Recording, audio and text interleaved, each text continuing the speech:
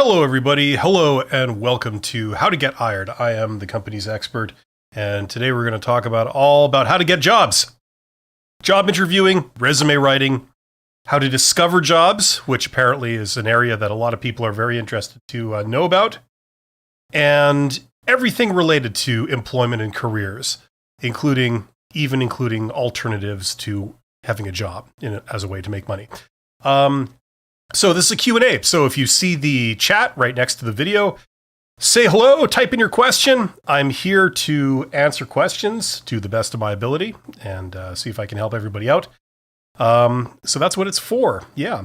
And we're going to start today by going to the polls. I release a poll every day, and let's go and look at what you guys have been saying in answer to them. So, okay, this is not about this. This is about this right down here. I forgot to do this last week, so we got a few of them to go through. So when I made a typo, when they ask, why should we hire you? They're really asking about their motivation to hire you? No, I get a lot of comments that say, the answer to this is because I need a job. Incorrect. They're asking about why they should hire you specifically. Okay, so the answer is what you can bring to the job, and most people got that correct. So right on. How many job interviews have you done in your life? And this is what you guys said. Most people have done 5 or less, and it goes progressively less as you do more interviews. So most people watching this are pretty green, just starting out, and that's great. You got a lot to learn, but there's a whole universe of things that can help you by knowing. Okay, the selection process at large private companies is, and the winner was incompetent and effective. That's what you guys think. And I wouldn't say it's incompetent. I would say that they are not looking for what most people think they are looking for. That's the missing piece. Although there are a lot of exceptions, then there are some very incompetent companies out there, and a lot of very incompetent recruiters and interviewers that you will encounter. It wasn't a mystery to unlock, or it wasn't stacked against me, or it wasn't open and transparent. You guys said incompetent and ineffective. Now, here is a fun one for Saturday, okay? On Saturdays, I've been releasing kind of a fun poll, and holy crap, are some people taking it very seriously and getting really upset about it. But my favorite food group is sugar, fat, grease, or bananas, and the winner was bananas. Okay, so 40% of you guys, your favorite food group is bananas. I wasn't asking about my favorite food group. My favorite food group is probably sugar. But yeah, and those are the food groups. You can take it from me. I know these things. Okay, the selection process at government organizations is, once again, incompetent and ineffective, but by a wider margin. I'm not going to argue with that. Who am I to argue with that? The people have spoken. The selection process at charities and NGOs is a mystery to unlock. Yeah, I have met all kinds. I have met some registered charities where the people there are absolutely awesome, just totally selfless, totally altruistic, the nicest people you'd ever want to meet in your entire life, an absolute pleasure to deal with. I've met them, and I've met some of the most officious, paranoid, offensive, rude people, and I'm talking about CEOs here, of registered charities, and they have created an organization in their image. So it takes all kinds. It really made me weep for the human race encountering some of these people. And these are registered charities. So it takes all kinds. So I would say, yeah, I agree with that. A mystery to unlock. My last job interview was with one interviewer was the winner. You guys, most of your job interviews are with a single interviewer. Okay, but as you can see, there are interviews with 2 people, 3 people, 4 and more people. This does exist. I get some comments of people saying, who interviews with 5 people? A lot of people do for various reasons. To get my most recent job, I had to pass how many interviews? Most of you guys said 1 interview. That's usually for lower level jobs. And then for higher level jobs, it usually goes up. Okay, so 2 job interviews, 3 or 4 job interviews, or 5 or more job interviews. The record that I had was 9 job interviews, and I made a video about that, one of the first videos on this channel, about some of my worst job interview experiences. Okay, keep going. Here's a poll for you guys. I hate this the most. And you guys said interviewing for jobs. No surprise there. If you got any questions about it, we're going to cover those today. But the runner-up was looking for jobs. Okay, where are the good jobs? We're also going to get into that. That's something I love to talk about because it's a very eye-opening experience. Okay, this confuses me the most. The winner was where to find the good jobs once again. Okay, the runner-up here was how to interview well. So it basically confirms what the previous poll was. And another fun one, and holy crap did I get a whole bunch of flack, a lot of stick over having asked this. The greatest musical genius the world has ever produced is obviously, turns out it's the Red Hot Chili Peppers. I would question that, but I was rooting for Wilson Phillips myself. Sometimes when you want to go home and kick back and throw on a little Kim Mitchell, you know. Anyway, the less said about that, the better. But holy crap, did I get a lot of hate in the comments and confusion over that. Anyway. Oh, and one of the most common comments people leave me for the polls is, where is the all of the above option? That's what people ask. Well, hello. Obviously, all of these can apply. The goal is to choose the one that applies the most, okay? That's the point. So most people get that, but there's a few people that just don't quite realize that's the whole point of doing this. Interviewers are often, and then the winner was, ignorant of what is required to excel at a particular role. Yes, that is a common characteristic of recruiters because recruiters are not subject matter experts. They don't work in the area in which they're recruiting people. Okay. However, hiring managers, in theory, have that covered. They would be the boss. They supposedly are the person that has the functional expertise. But the runner-up was interviewers are often dumb, and I'm not gonna find fault with that. Okay, I would consider starting my own business to become more successful and content than in a traditional career. Well, if that's you, check out my other weekly live stream, which is called Side Hustle Ideas, where we go into that. I'll be doing one of those tomorrow at this time. Okay, if you haven't checked out my other YouTube channel, The Company's Expert 2, check it out. This is a video from there. I most often leave job interviews feeling, and the winner is good. That was kind of a surprise to me. I thought most people would have more of an issue. They wouldn't feel good. But knowing the nature of recruiters and interpersonal communication, a lot of priority today is put on making people feel good, even though they deliver bad news. Okay, and then the runner-up was confused. And yes. The best interview question to be asked is, you guys said, tell me about yourself. That's also the question that people have the most problems with. So that's interesting. And there you go. This is actually the one for today. This is the early results. So there's still a lot of room for you guys to skew those results. Anyway, let's go over to you guys. There are 14 people here, so thank you for being here. You guys are awesome. Let's see here. Emily says, yes, that happens more often than not, Borko. Just keep applying. Okay. Ice Cold Wasim. Me and Ice Cold Wasim are like that. Hi, Mr. Bill. I want to let you know I got the job at KPMG. Thanks a lot for all your great advices. Keep it up. Well, that's great to hear, Ice Cold Wasim. And congratulations. And I wish you the best of luck at your new position. That's great to hear. And thank you for telling me stuff like that makes my day. Ibrahim says, so far I have done 7 and have not yet employed. So is that 7 interviews? Yeah.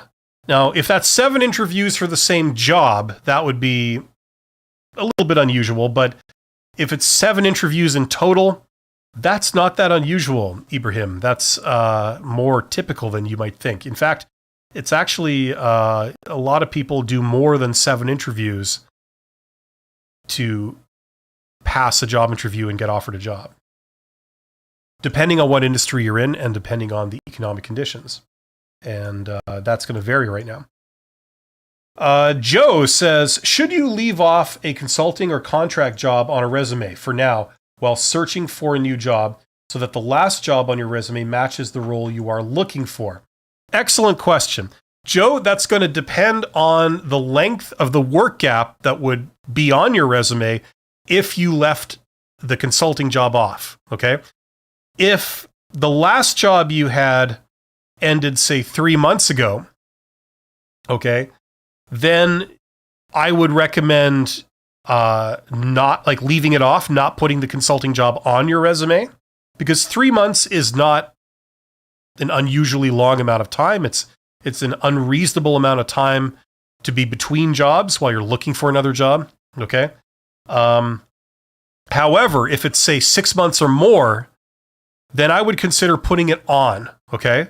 Now, what you can do is you can not put a lot of details. You just say, I'm a consultant, and, as much as you can say truthfully, like the stuff you've done that's pertinent to the job you're going for, the last job you had, then that would be fine, okay? So the last job on your resume that has a lot of detail is the one you're wanting to show up. The previous job where, what was it? You had the same title as what you're going for now, okay? But the thing is, if you leave it off and it's more of a 6 months or more work gap, then that can raise a bunch of red flags. The obvious thing going through the recruiter is, why are you out of work? And the problem is recruiters are trained to think that if you are out of work for a longer period of time, there must be a reason for it.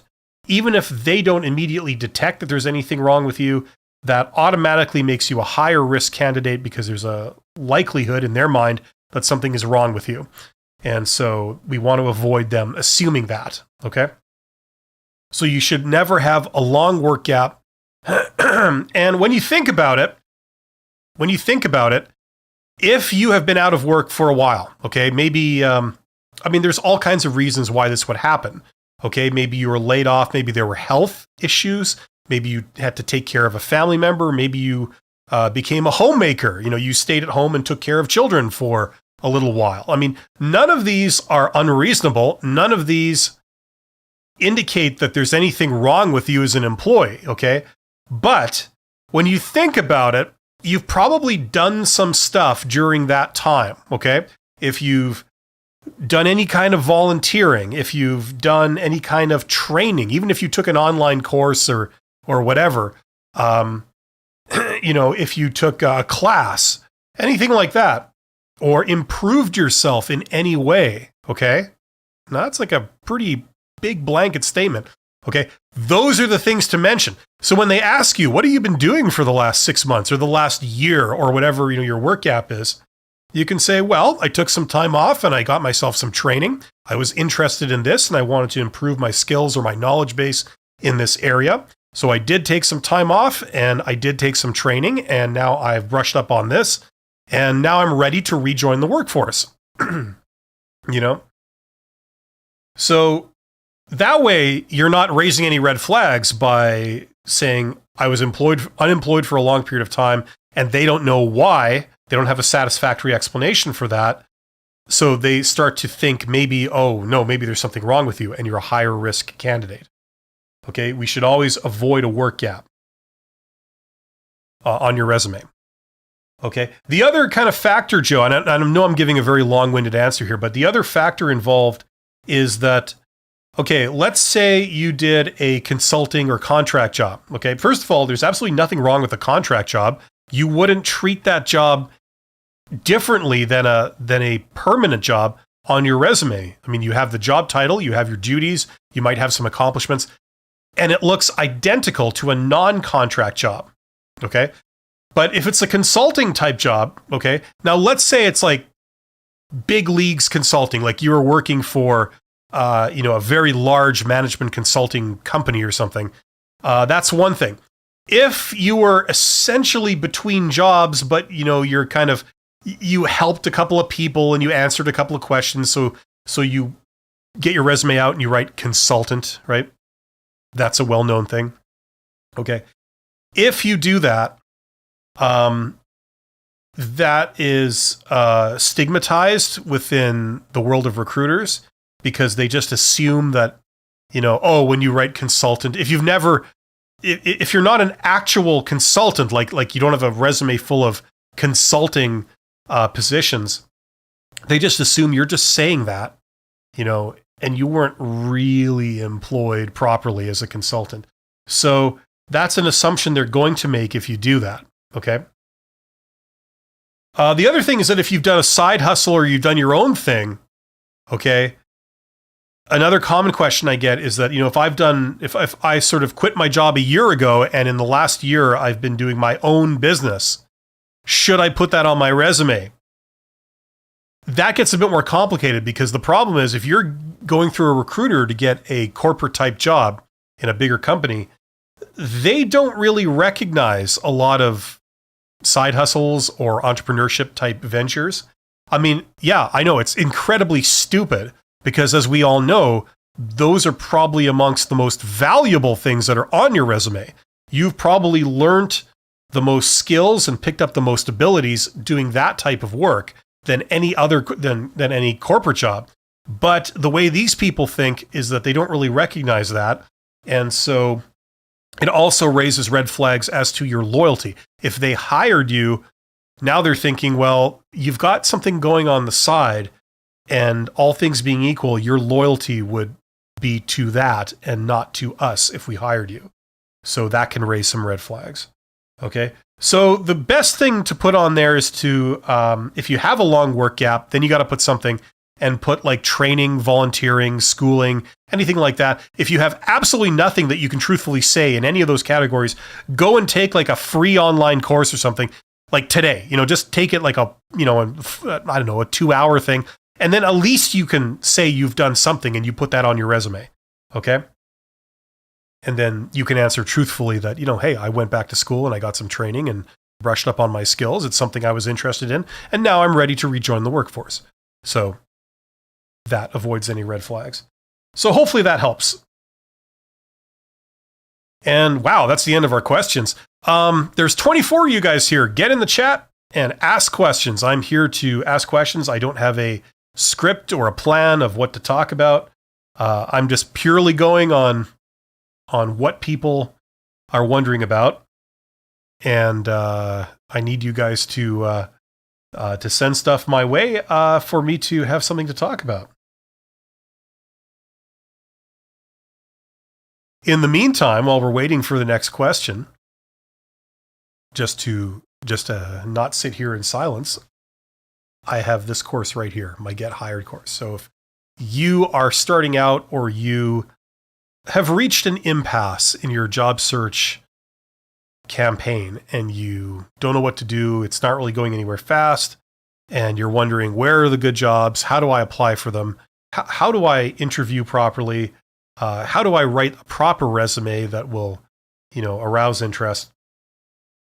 Basically, how do I get a good job? It's all in here. Okay, from beginning to end, that's where it all is. Not in these little bite-sized video length installments that I put on YouTube, but the whole shebang-a-bang. So if that's any interest to you, check that out. And I have a thumbnail for it right here. So it's this. And incidentally, if you are considering doing something other than simply working as an employee, if that's something that appeals to you, I applaud you. I think that's absolutely fantastic. Those, in my opinion, are the people that are really gonna go far. But you don't know how to go about doing that. You want to do your own thing, either to make more money or to satisfy your creativity, or to just get away from a miserable work environment and not have to work with people you can't stand. Which, whatever your motivation is, it's a great, great thing. And I wholeheartedly encourage people to do this. I think more young people should wake up to the fact that that's an option. And I'm speaking from experience. I mean, I haven't worked as for somebody else, basically, for around 10 years, more than 10 years. And I've never gone back. I mean, it's great. It also gives you a certain amount of security, just knowing that you can generate money yourself rather than having to go through a middleman, right? A middle person, having to go through an employer that will give you money in exchange for your services. You can turn your abilities directly into money. That's a great sort of empowering type thing to know that. So if you want to take a step into that world, like I said earlier, I have a live stream on Mondays and Thursdays where we talk about that, called Side Hustle Ideas, because side hustles are kind of the way in, right? You start by doing something on the side, and then when it takes off, you have the option of doing it full-time and quitting your day job, replacing your income, and then not having a sort of cap on your income from then on. So it's never been easier to do that stuff than it is right now. And in fact, rich people don't work as employees. They just don't. I mean, there are obviously exceptions to everything, but the vast majority of them don't. You can be upper middle class and work as an employee. You know, you could be some kind of professional, doctor, lawyer, engineer, you know. But generally, if you want to be rich, you're not working as an employee. You're the one with the money that's calling the shots that employs other people. Okay? And it's I wouldn't say it's very easy, but it's certainly doable. If that is your ambition and you set your target on that, you can achieve that. You will not be able to achieve it overnight. It's going to take a few years, but you will get there. I'd say 5 years is a reasonable amount of time. But if that's what you're interested in doing, step into that world. Don't be afraid to learn. Don't be afraid to learn and realize that the world does work a bit differently than what they teach you in school. You know, for example, rule number 1, the way to get a job, the best way to get a job is not by answering a job ad and talking to a recruiter. That's the default way. The best way to get a job is networking. And there's many, many different ways of doing networking. One of the best ways is when you proactively contact an employer, okay, and do it in a certain way. And that way you get the good jobs and you get an employer that hires you who believes in you. The recipe for a great employment experience. Okay, but they don't teach people that in school. I'm not sure why. I think it's because they're unaware of it. Yeah, and we did a poll a couple of weeks back where, you know, if I could even find it, I will show it right to you, where I asked everybody, how did you get your current job? And it confirms what I have been telling people time and time again on this channel, that I get a lot of flack for some reason, because people don't want to believe it. I tell people the truth, which is that the most common way of getting a job is through networking. Most people that have jobs have gotten it through networking and not by answering a job ad and doing a job interview with a recruiter. Here we go. Let's get this screen going. Okay. So I got my last job through, and then 3,800 of you guys voted on this. And the most popular option was a personal referral. Okay. People did not get a job by, you know, a company website or a job aggregator website like Indeed. Okay. Or on LinkedIn or social networking, right? Okay. Or by applying in person. They got it through a personal referral. Right? That's some form of networking. And the best type of personal referral is to reach out to organizations, meet somebody, talk to them, have them get to know you, and bam, you know them, they hire you. They see that you're awesome, they hire you. Absolutely perfect. Okay, so John says, that helped a lot. Thank you. You're absolutely welcome, John. That was a good question. Okay, tired like Layla. There's a name. What can you do when you're so loaded in work and you're unable to find time to practice interview or revise your resume? Or if you ever have time to do, it's not very effective to even get an interview. Well, that's the catch-22, isn't it? Tired like Layla. Yeah. You know, employers, and I'm speaking from experience here, employers would love to load you up to the point where you expend all your energy doing your job. And that leaves you no remaining energy or time to look elsewhere. They love that. They would love to do that to all their employees. The problem is it can be very dangerous because you can easily burn people out, you push them too far, and then they quit on you, right? So they would love that. But you're absolutely right. It's not a recipe for an enjoyable existence, and it's a dilemma. Because in order to jump, you have to, well, to some degree, you have to learn this stuff, okay? But remember what I just said with that poll there, okay? You know, this thing. Okay, most people get their jobs through a personal referral, okay? So, for example, if you work in a job and you contact people at other organizations as part of your job, even if you work in operations, okay, you work in operations, so mainly you're dealing with other employees of the same company, that's who you normally interact with, okay? But every once in a while, you got to deal with somebody outside the company. Maybe there's a supplier, maybe there's a contractor, or a vendor, or, an inspector or a regulator, or, all these sort of outside entities, okay?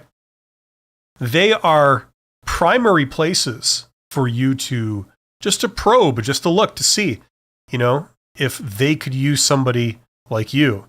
Because chances are the people you interact with, they already know you and they trust you. And, if they had a vacancy there, if they were looking for someone to do a certain thing, and you said like, hey, I'm game. Could we talk more about that? You have so many advantages over if you were applying for a job ad with your job application and you're going in to talk to a recruiter. Number one is they know you're good, okay? Because you're already employed at a company that they do business with. And they might know you personally, so they can vouch for you as a person. They've dealt with you before. You're a professional. You do what you say you're going to do, et cetera, et cetera. So look there first. Now, it shouldn't take a ton of extra effort to do this. You just ask a few people a few questions where you work. I mean, hopefully you can fit that in. It doesn't require a full-time research project to be able to do this, okay? You just have conversations with people. You ask them, are they looking for any thing? You say like, I would love to work for an organization like yours. I find what you guys do quite intriguing, actually. And, if ever something comes up, let me know. I don't know if anything is, you guys are looking right now for anything. Something like that, like a conversation of that nature, and see where it goes. And you do that with several people, right?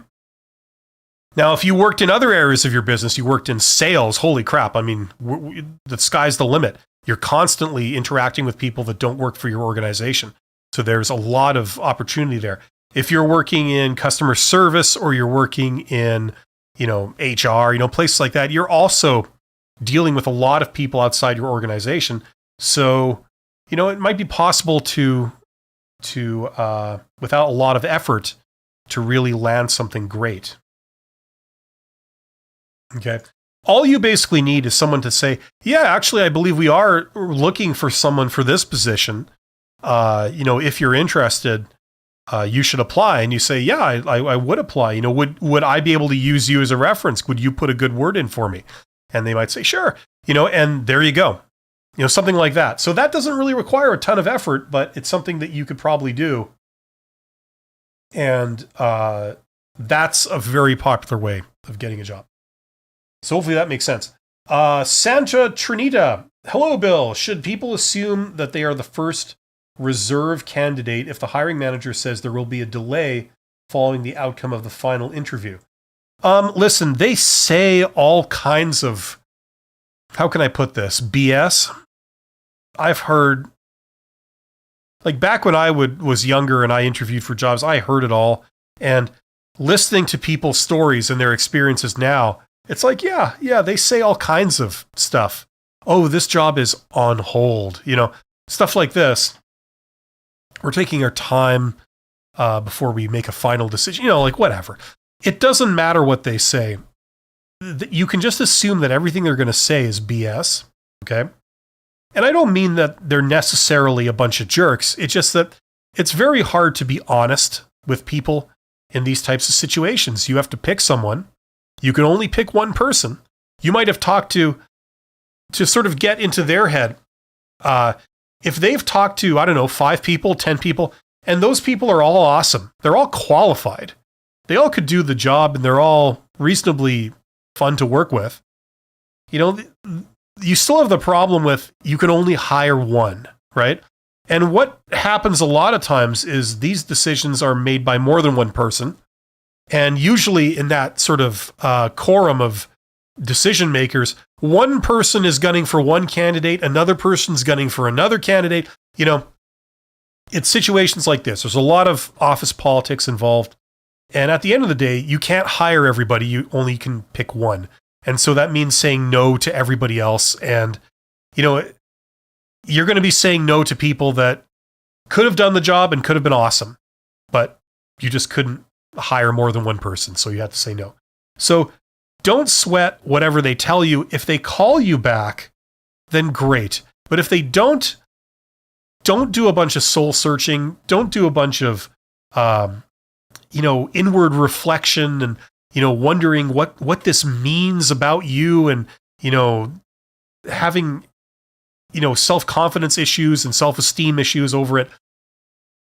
Because what's going on has nothing to do with, you not being good enough or something. You're equally good. You could have done the job. It's just that there was office politics going on. Maybe you're up against an internal candidate, so the deck is kind of maybe unfairly stacked against you in a way. You don't know this stuff. So that's usually what's going on the other end. Don't take what they say, like the precise sort of thing that they say, that seriously. Usually, like I'm saying, 99.9% of the time, it's BS. It's self-serving BS that, they don't want to keep it real and tell you what's actually going on because it would, you would likely have a negative reaction or it would be awkward for them. And they try and avoid that at all costs. That's why they lie through their teeth about a lot of things and, this sort of thing. So don't worry about it too much. Just keep moving forward, Santa Trinita, okay? That's the key thing. You gave it your best shot, and that's good. And maybe they'll call you back. But until they do, you keep looking forward and look for that next opportunity, okay? Hopefully that makes sense. Mark says, hello, Bill. How do you handle interviews that you think have gone south? Okay, so recruiters show negative vibes. Should you tell the interviewee to his face that this one is not going right? Yeah, there's nothing wrong with that. Listen, what you try and do is you try and do the best job you can, okay? And nobody's perfect. And the thing is, it's not like yes, in some cases there's like wrong answers to questions, but a lot of the time there isn't a wrong answer. It's just, you're not saying what that person wants to hear. Okay. Now, if you have the good fortune of interviewing with somebody who's just like you, let's say you're an extrovert, they're an extrovert. Let's say you have a background in sales, they have a background in sales.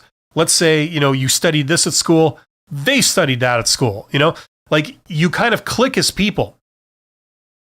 That tends to promote a good outcome, okay? But conversely, let's say you had the misfortune of interviewing with somebody who is like the polar opposite of you. You're an introvert, they're an extrovert. You have a background in accounting, they have a background in, I don't know, industrial design, or sales or event planning, like whatever, right? And then they fell into being a recruiter, right? So you really don't click on a lot of things. You don't think the same. You don't place the value on the same things. And so they like to ask a lot of gray area questions. Things like, tell me about yourself. Like you could literally say almost anything as a response to that. The question is, what are they looking for, right? If you tell them something about yourself, some people hear it, they go, oh, that's awesome. Other people hear it and they go, I don't know about that. I don't think you're going to fit in here. Right? So this is the thing. Now, if it's really going south, and this is a sign of an unprofessional interviewer where they they inform you of their feelings through body language and nonverbal communication. And they're kind of going like that when you say something, or you're giving an answer. I've had situations where you give an answer and they sit there and they go like this as you're talking. Or they may just explicitly say it. They say, "Wow, that's a really bad answer." A lot of engineer types are famous for that. Very blunt, very rude. I mean, they're honest, but they're rude.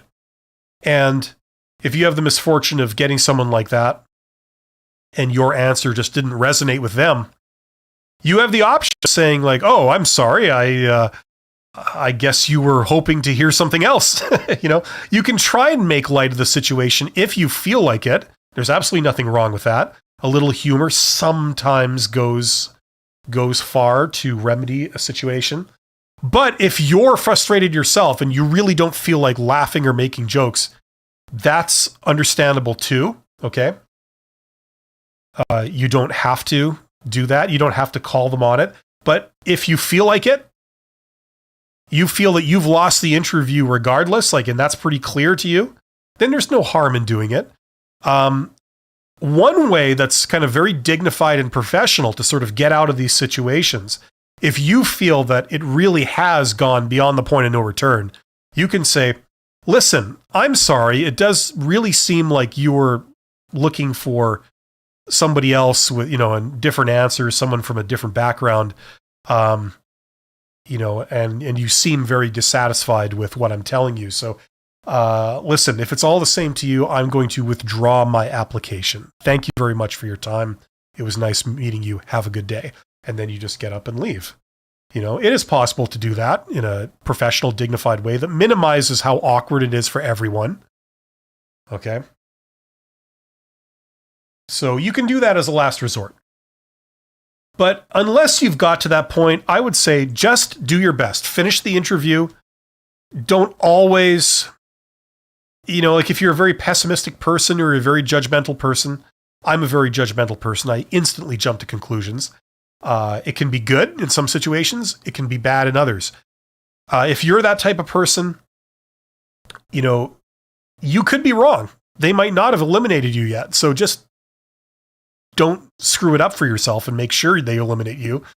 Just finish the interview if you feel so inclined. Anyway, hopefully that long rambling thing was of some help. But it's true. It's true. There isn't one way to react. It depends who you're dealing with. It depends what the chemistry is. And it depends the type of person you are at picking up non-visual or non-verbal cues. Okay, where was I here? So that was Mark. So Santa Trinita again. Do you agree that selling yourself during a job interview is preferable to being the best candidate?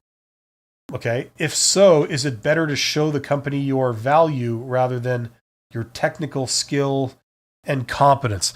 Okay, here's what's going on, okay?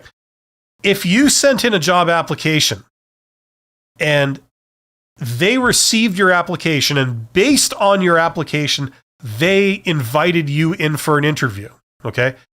If that's the situation, what's going on is that they feel that you meet the minimum technical requirements for the job. There is no question of you not being technically qualified for the job.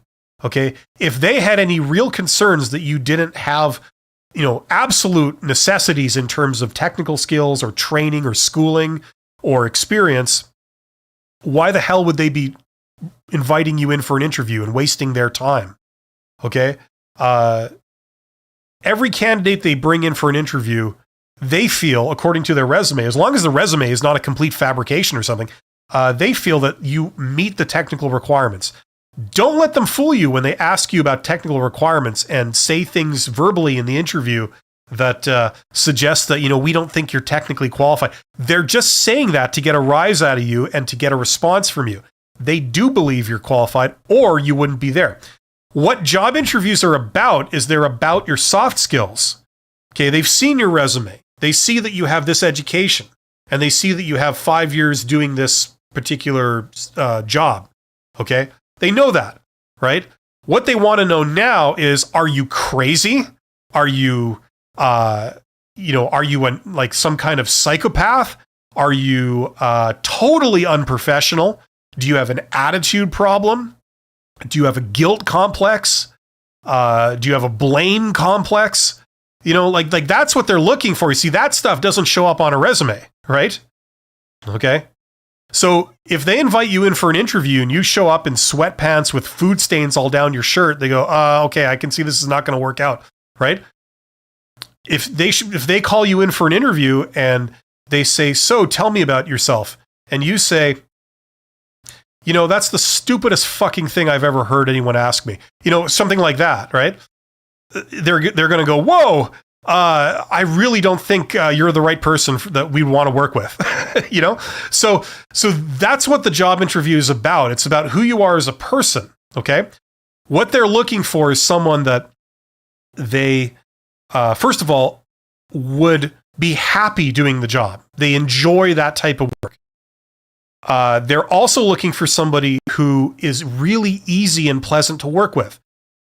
If they hired you and your boss came to you and gave you instructions like, here, I need you to do this and this and this, would you go, oh my God, do you realize how much work you've already given me? And you get all upset, right? It doesn't matter if you've got a Harvard law degree. If you have that attitude, no one is going to want to work with you.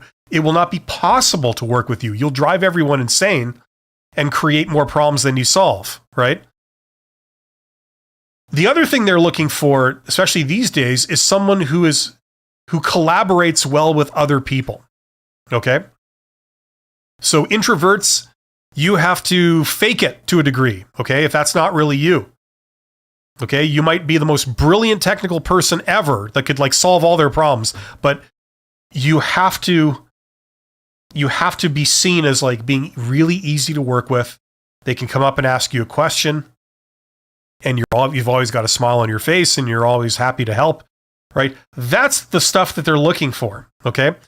So coming back to your question there, when you say selling yourself, okay, selling yourself is basically reminding them that you can speak to all the things that they said they were looking for, right?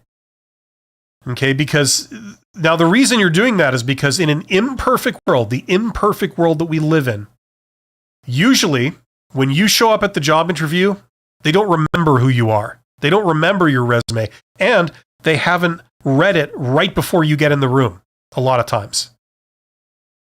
It's stupid. It's unprofessional, but that's the truth. Most, especially lower level job situations, that's what you're walking into. They can't remember who you are. They've looked at 150 resumes. They've selected 15 of them to bring in for interviews. They can't remember which one you are. It's all a blur. These are people that look at resumes all day long. They can't remember yours. And if they're doing back-to-back job interviews, there's no time between interviews for them to really revise all your stuff before you walk in the room. So selling yourself is going to be saying look, as I understand it, you're looking for this and that and this and that. I have this and I have that.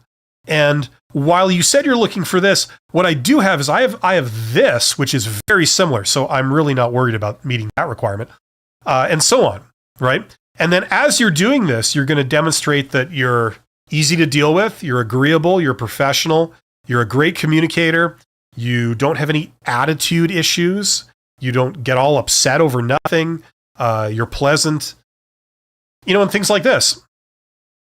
So that's really what the job interview is all about, especially at lower levels when you're dealing with recruiters.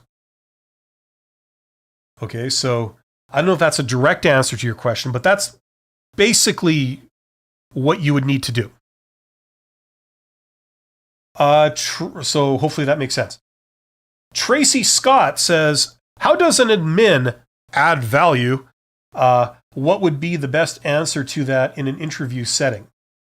Okay, now I'm not an administrator, but if I was asked that question and I was going for an administrator job, somebody said, Bill, if we were to hire you, how would you add value?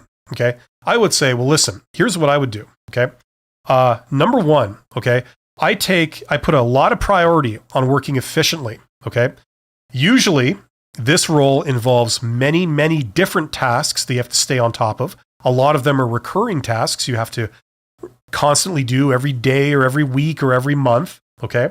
So number one, through my exceptional organizational skills, I would make sure that I'm always on top of those tasks, and I pride myself in always trying to work very efficiently. So not only would I be able to handle those, but I would also have the capacity to take on unscheduled tasks and be able to do those without sort of putting them on the back burner for 3 weeks until I have time.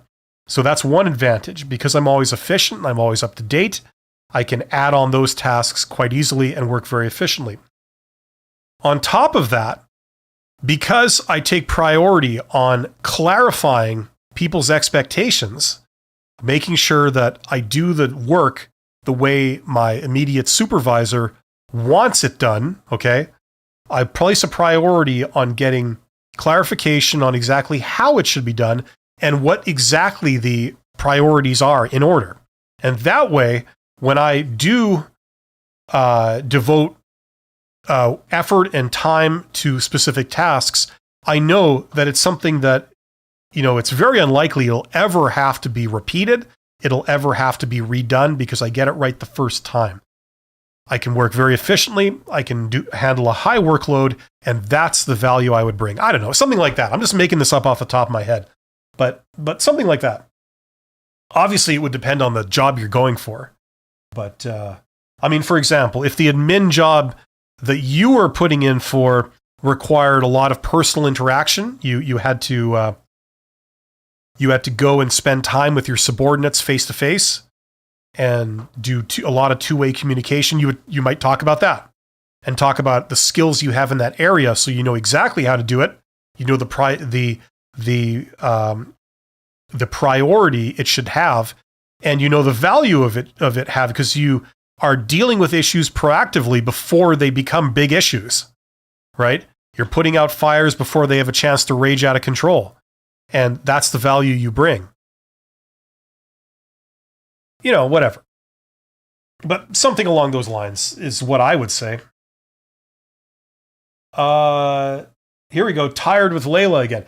Hi, sir. Thanks for answering my earlier question. If I've got no one to ask for job vacancies, okay, an introvert here, what would be the next best thing to do for job searching? Okay, so glad you asked. Listen, tired like Layla, who is an introvert. I am an introvert too. And it's very easy in this world to get the impression that we are at some kind of a disadvantage. We're actually not. We're not. Introverts are awesome. Introverts are the people that invent things. If it wasn't for introverts, like I said a couple of live streams ago, if it wasn't for introverts, we would have never discovered the wheel or fire or anything like this. You need obsessive people that can just go into a problem and focus on it and stop talking to 50 other people, about trivia for fun all day long.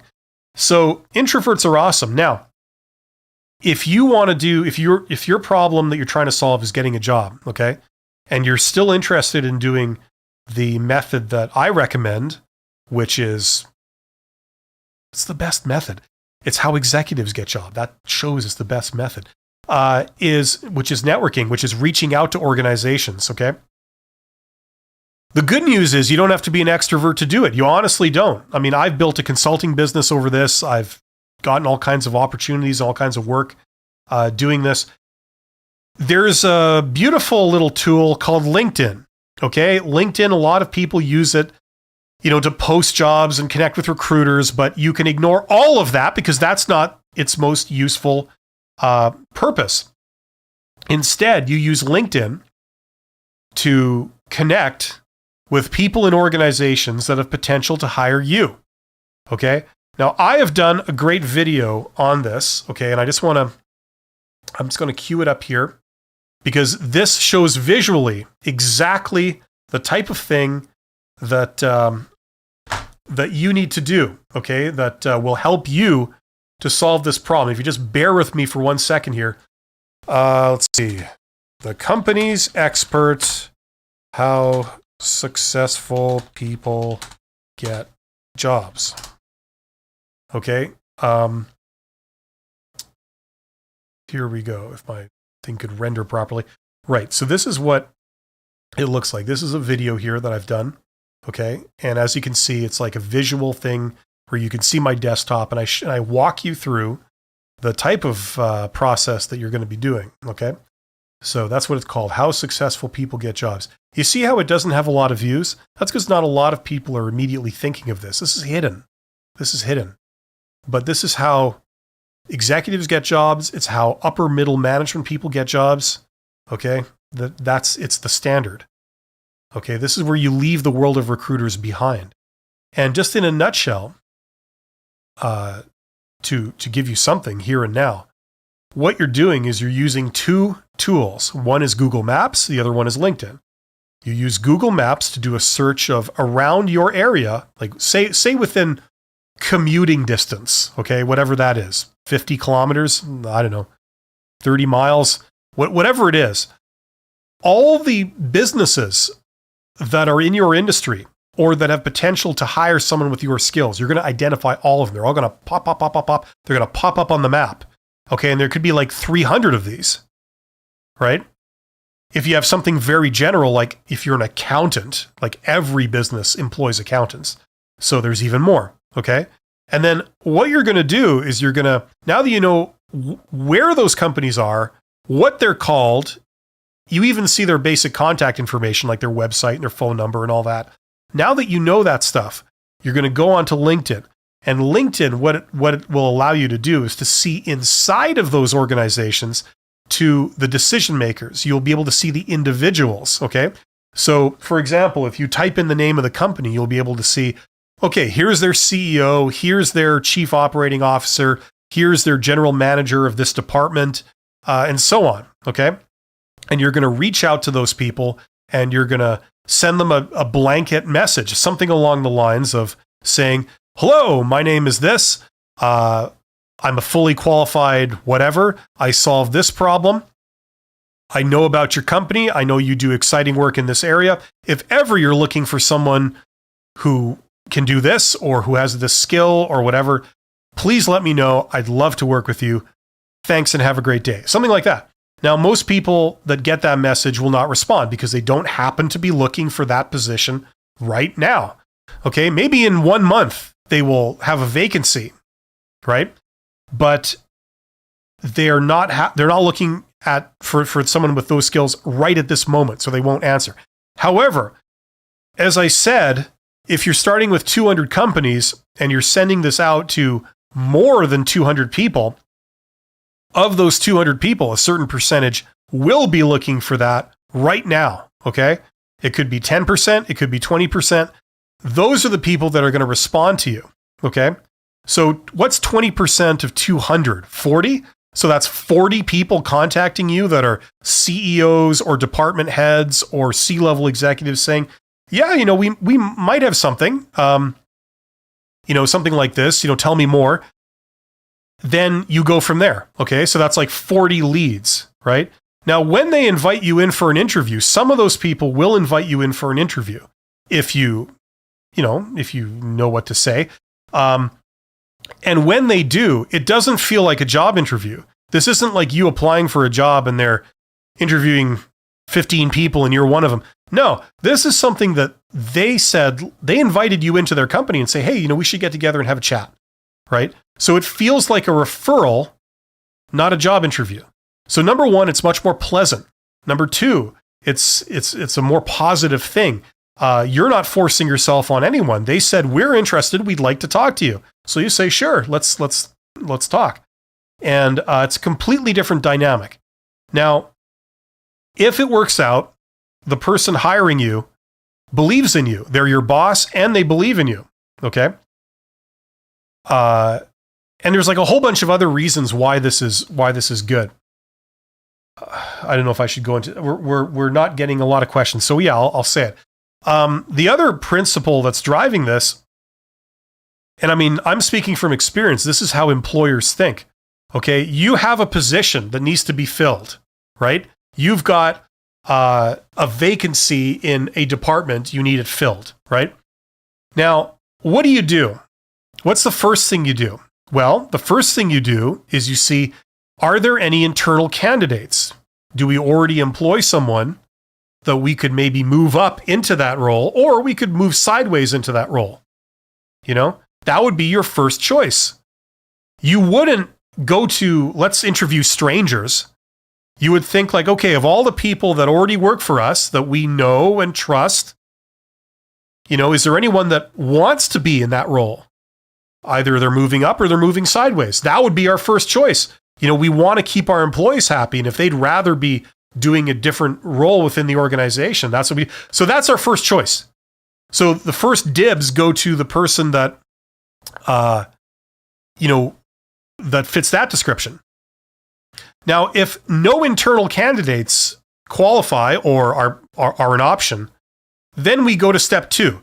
Step 2 is to think like, okay, do I know anyone? Do I know anyone,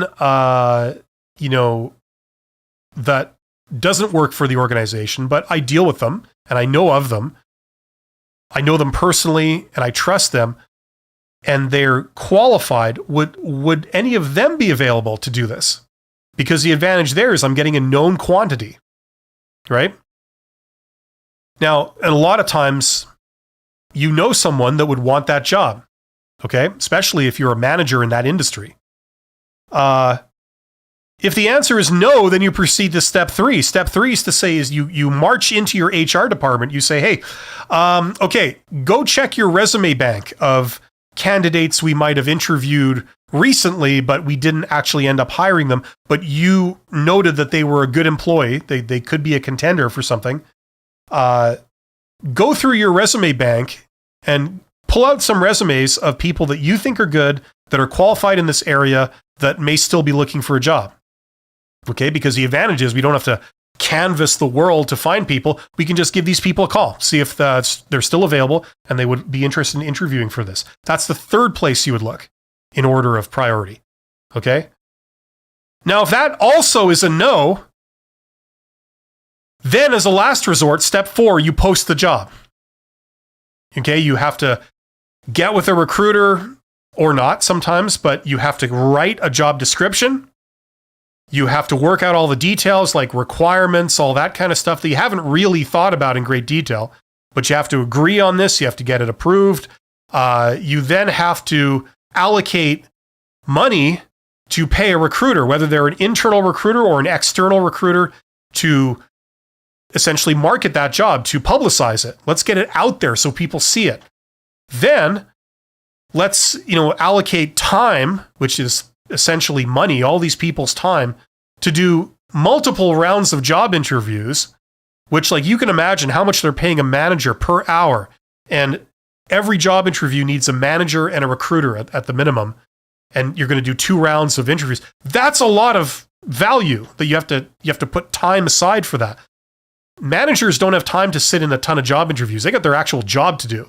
Okay. So this is why you don't go to that first. And then the other part of that is that you're getting strangers. You don't know who these people are. You haven't worked with them before. They could be crazy. They could be criminals. You have no idea. So the point I'm trying to make is that jobs get filled by looking in those first 3 places. Okay. The good jobs get filled at that stage, the desirable ones. It's only where you can't find any candidate in place 1, place 2, and place 3. That's when you go to place 4 and you post it. Okay? So where the good jobs are, they're being filled in those first 3 stages. And at that stage, the job is not posted publicly. So they're hard to discover. But the thing is, if the hiring manager or the CEO or the divisional manager, whatever, the manager at that stage, if they know that, you had contacted them recently and said, hey, I can do this and I'd love to work for you guys. You're distinguishing yourself above all the other candidates by showing your enthusiasm and doing all that work in advance to reach out to them. That immediately elevates you above the crowd. And they say, hey, I might have someone for that. Right? So that's when they bring you in and talk to you. Okay, so that's how you tap that. It's called the hidden job market, all those jobs that are in stage 1, 2, and 3, right? That's how you get access to those. Okay, so I mean, it should hopefully give you a rough idea of like that world that you can walk into. Okay, then you just got to figure out the details. How do I contact people? How did I discover them? What do I say?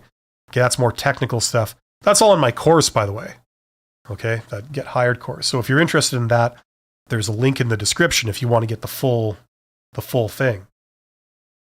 It's not something I can like explain in like 5 minutes. There's a lot to it. But that's what I would say. Okay, so Tired Like Layla. Hopefully that gives you an idea of how this stuff works. And what I did, this is beside the point, but what I did, I'm putting my money where my mouth is because I'm basically giving away the method I use to build a consulting business. I interviewed, I can't remember how many CEOs, it was over 100. I reached out to 100 CEOs of companies in my hometown that I didn't know and had meetings with them. I reached out to a lot more CEOs, but I did like over 100 meetings, like one-on-one with CEOs that I didn't know. And a lot of them ended up being my consulting clients because of it. So whether you're going for contract work or whether you're going for a job, it's exactly the same.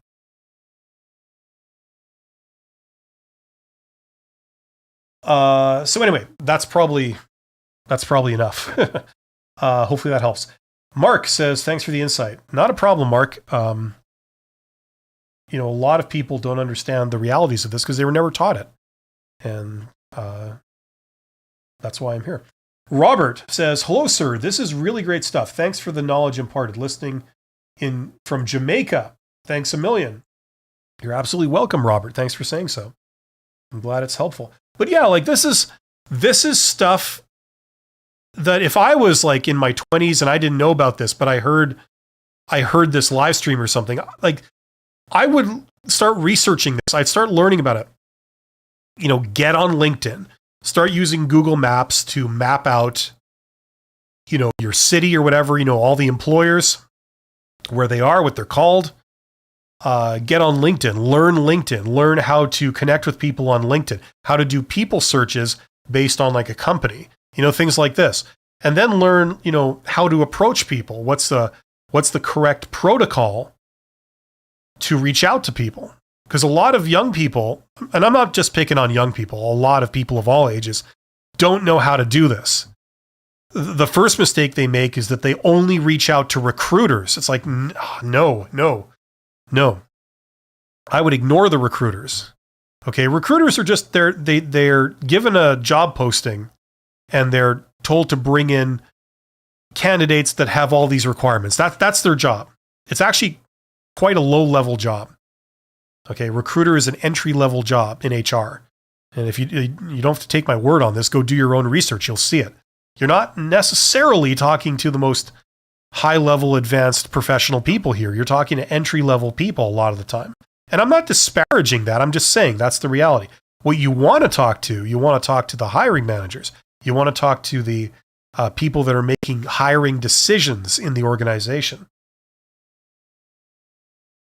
Those are the people that you want to talk to. But you need to know the right way to reach out to them so that they will want to respond to it. Vibha Singh says, I have a career gap of 1.5 years and I'm struggling to find my second job. I have started doing certification to make myself more competent. Will it make any difference after I complete the certification? Well, that's so general. I don't know what your certification is in, but if you're talking about, how it looks when you apply for your second job, yes, a work gap of 1.5 years is going to be seen by a recruiter as a red flag. They will want an explanation for that. And if you can't give a good explanation of why you're unemployed for 1.5 years, they will come to the conclusion, they'll make the assumption that there's something wrong with you. You're unemployable in some way. Okay? Maybe you have attitude issues. Maybe there's trust issues. They don't know. So they label you a high-risk candidate. So in order to dispel their concerns, okay, about that, you need to justify the work gap.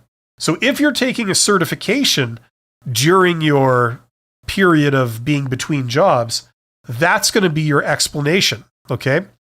You would say something along the lines of, kind of like what I was talking about earlier, you'd say something along the lines of, I took some time off and I got this certification. I wanted to brush up on my skills in this area, or I was interested in acquiring skills in this area, and I've done that, and I passed, and I have added some skills to my repertoire, and now I'm ready to rejoin the workforce, and that's what brings me here. So yeah, it'll make a difference because you can say you've done something, and that justifies your entire work gap. That's the justification for the work gap. If anyone asks you any awkward pointed questions about your work gap, that's what you're going to bring out. You say, well, I took some time off to go back to school and get the certification. And I've done that. And now I'm ready to rejoin the workforce. That's my explanation for my work gap. Okay, so yes, it will make a difference.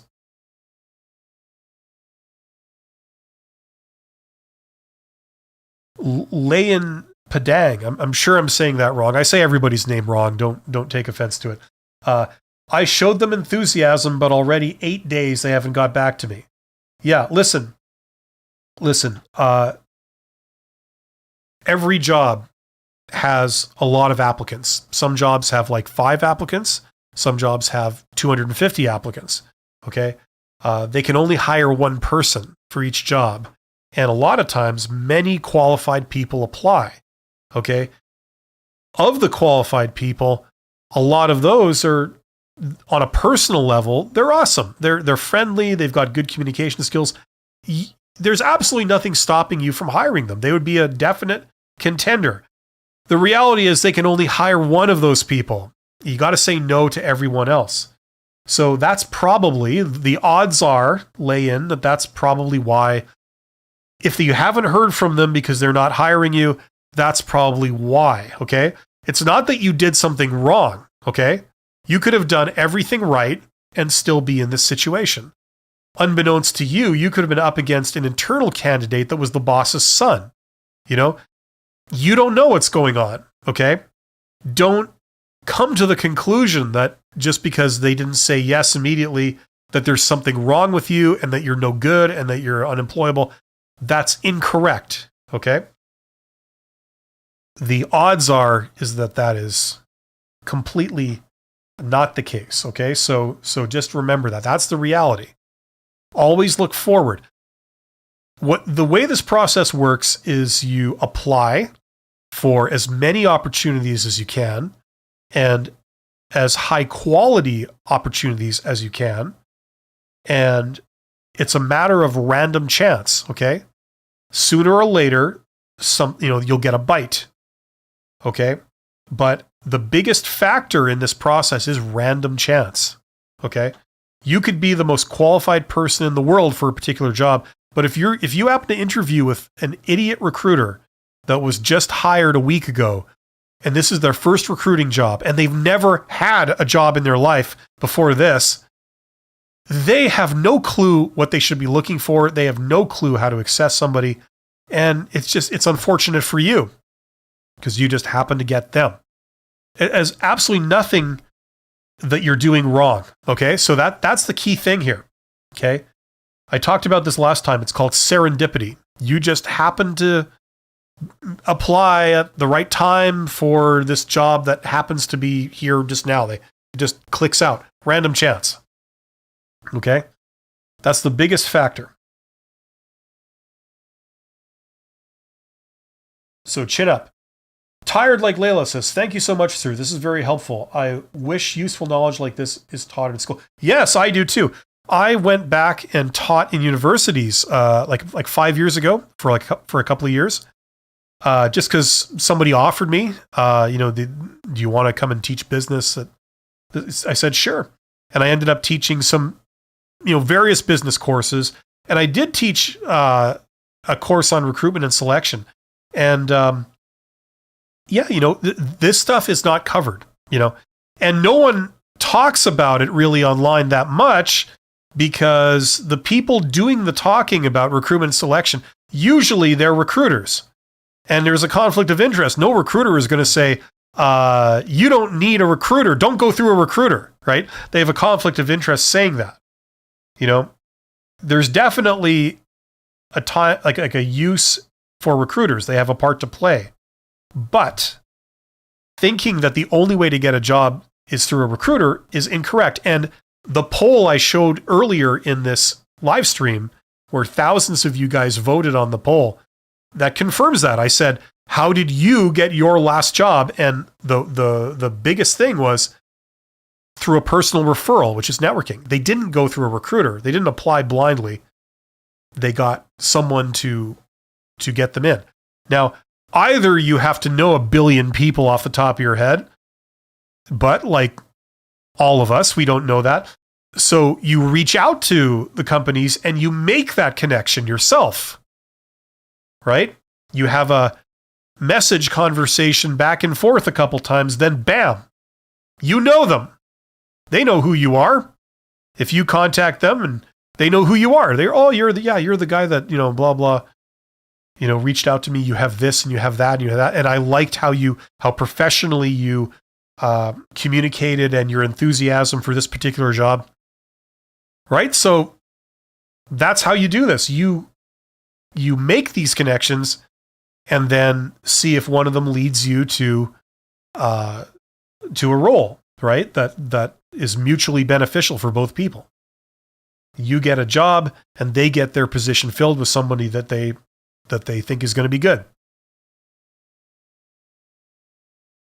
So, yeah. This is not taught. This is not taught in schools for some reason. I have no idea why.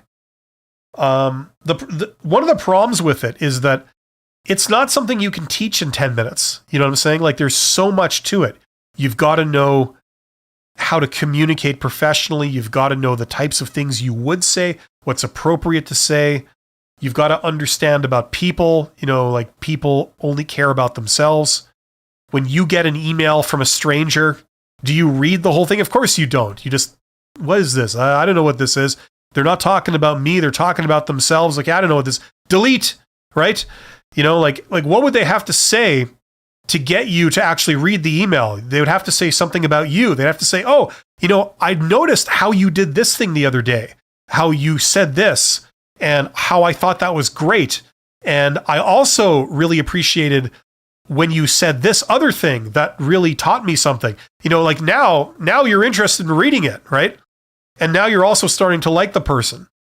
You would not believe how many, especially younger people that are just starting out, they think that like contacting someone and just talking all about themselves when the person doesn't know you, they think that works. It doesn't, like just the basics like that. So it requires a lot of that stuff. Incidentally, I tried to put all of that in my course. So if you're interested, check that out. I mean, I'm not trying to push courses on people. I'm just saying if you're in a situation where you want to learn this, I've created something where it's all in one place. So if that's of use for you, check it out. No pressure. Same with the other one, the $100 MBA. Like if you're interested in learning business, but you don't have 2 years and $10,000 to go and get yourself an MBA at a university, here's an alternative. It's not the solution for some people, but it's a solution for others. It depends what your goals are and what you're looking for.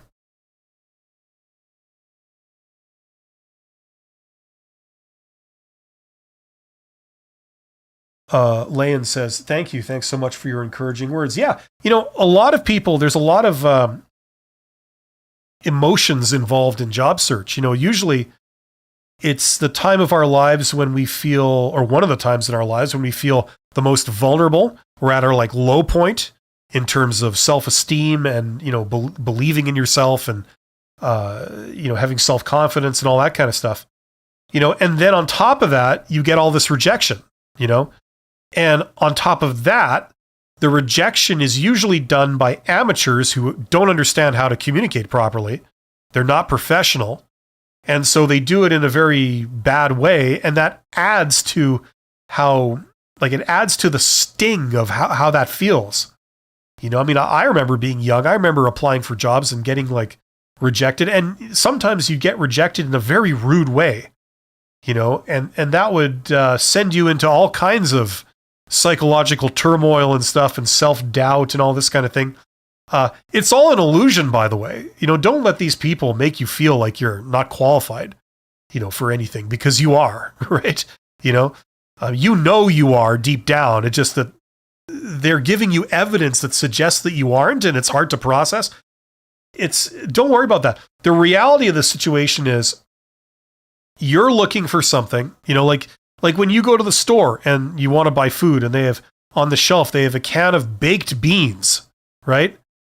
Now, a lot of people will walk by that shelf and not buy the baked beans because not everybody likes baked beans and not everybody needs more baked beans right now, right? It doesn't mean that the baked beans are garbage and that no one will ever want them. It just means that there isn't a meeting of two needs right there. It just doesn't happen to work out.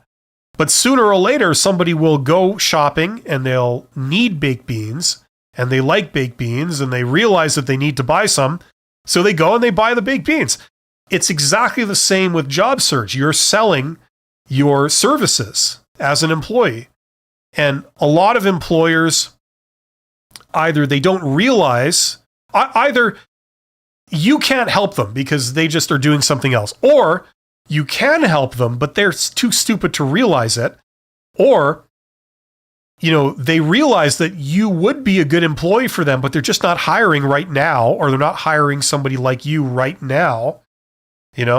Like there's all these reasons why it doesn't work out. So the secret is just to keep going, just, get more opportunities, pursue more opportunities, always be looking forward, be always looking for the next thing, not waiting by the phone for the phone to ring for the last thing you did, and then playing psychological games over like, why didn't they call, right? Don't do that. I mean, the reason they didn't call is because you were the most qualified person, but you were up against the boss's son, okay? Kind of tough to win. I've been rejected by companies that I took very, very hard, like really early in the day. And then 2 years later, they either went out of business or they ended up in court for integrity issues and, scamming people. It's like, it's actually kind of a blessing in disguise that they didn't hire you. You don't know. So don't sweat it. Just keep moving forward. You are employable, and out there right now is somebody that would like to hire you.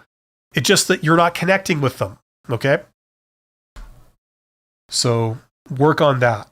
And sooner or later, hopefully sooner, but sooner or later, it will work out. Okay, I have to wind this down very soon. I kind of tend to go on a roll and lose track of time. Thank you for your encouraging words. My pleasure. My pleasure. Christine, thank you so much. I was part of the Google layoffs, and I really appreciate your channel and live sessions. Yeah, I mean, look at that. So Google lays off a bunch of people. I mean, they're not the only ones. A lot of tech companies are. Does that mean you're not valuable? Of course not. It's just economic conditions. Or it's a CEO wanting to tighten up their costs. I mean, it has no bearing on you. It's just the circumstances you're in. So keep looking for the circumstances where you can get hired. C-Dub says, "Hi, sir. Your how to interview videos completely transformed how I approach job search. I feel unstoppable. Thanks." Well, thank you for saying so, C-Dub. I'm glad that you feel good about it, and hopefully they will start producing positive results for you soon. And thank you to Lane. Okay, thanks to the 47 people that are here. You guys are all awesome. I appreciate you being here. I'll be back next week at this time with another one of these how to get hired live streams. So if you have any questions, you can contact me that way. I have to take off soon. But thank you very much. You guys are all awesome. And I wish you the absolute best of luck and success and prosperity in your job search and beyond. Thanks very much. Take care.